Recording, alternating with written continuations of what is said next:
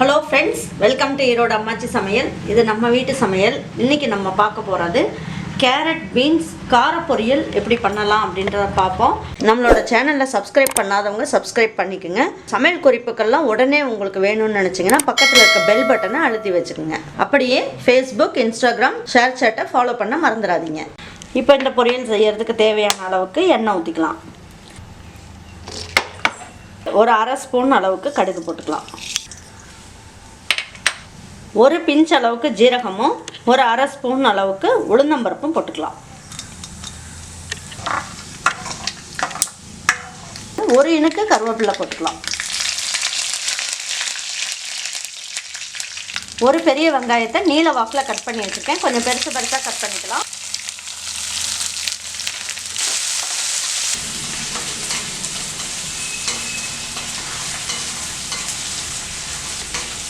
நல்ல ஒரு கலர் மாறணுன்றது கிடையாது, பாதி அளவுக்கு இந்த மாதிரி வதங்கினா போதும். இந்த காய்க்கு தேவையான அளவுக்கு உப்பு போட்டுக்கலாம். இதிலேயே ஒரு பிஞ்ச் அளவுக்கு மஞ்சள் தூள் போட்டுக்கலாம். ஒரு அரை கிலோ அளவுக்கு கேரட்டை வாங்கிட்டு வந்து நான் அந்த மாதிரி நிலா சைஸில் நான் கட் பண்ணி எடுத்து வச்சுருக்கேன். இப்போ இது எல்லாமே எடுத்து போட்டுக்கலாம்.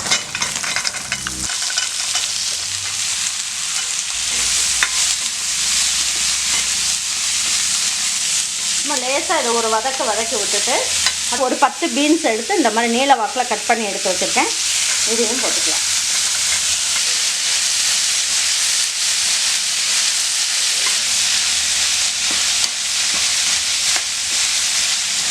இதில் ஒரு அரை ஸ்பூன் அளவுக்கு ரெட் சில்லி பவுடர் எடுத்து வச்சுருக்கேன். இதை போட்டுக்கலாம்.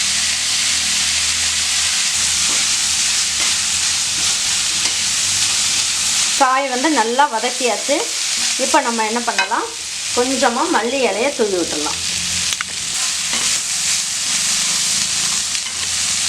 கொஞ்சமாக ஒரு ஸ்பூன் அளவுக்கு தண்ணியை என்ன பண்ணணும், கையில் இந்த மாதிரி தெளித்து விட்டிங்கன்னா போதும்.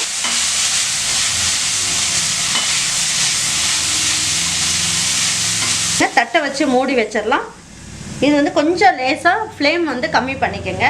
இது ஒரு 2 நிமிஷத்துக்கு இந்த மாதிரி தட்டு வச்சு மூடி வைப்போம். மூடி வச்சதுக்கப்புறம் என்ன பண்ணணும்னு சொல்கிறேன். இப்போ எப்படி வெந்திருக்குன்னு பார்ப்போம். இப்போ நம்ம ஹை ஃப்ளேமில் வச்சுக்கலாம். ஒரு 1/4 ஸ்பூனோட கம்மியாக சோம்புத்தூள் போட்டுக்கலாம்.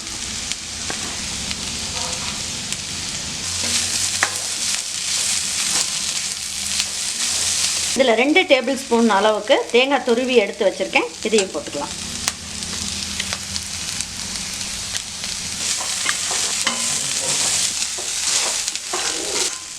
எப்பயுமே ஒரே மாதிரி பொரியல் செய்யாமல், பச்சை மிளகாய் போட்டு பண்ணாமல் இந்த மாதிரி ஒரு பொரியல் செஞ்சால் ரொம்ப நல்லா டேஸ்ட்டாக இருக்கும்.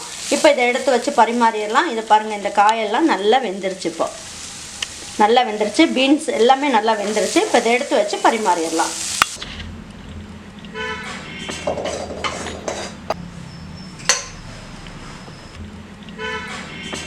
நம்ம பரிமாறும் போது கொஞ்சமாக ஃப்ரெஷ்ஷான தேங்காயை துருவினதை எடுத்து இந்த மாதிரி தூவி விட்டு பரிமாறினோம்னா நல்ல டேஸ்ட்டாக சூப்பராக இருக்கும். கண்டிப்பாக உங்கள் வீட்டில் இருக்க பிள்ளைங்களுக்கெல்லாம் நீங்கள் இதை செஞ்சு கொடுங்க.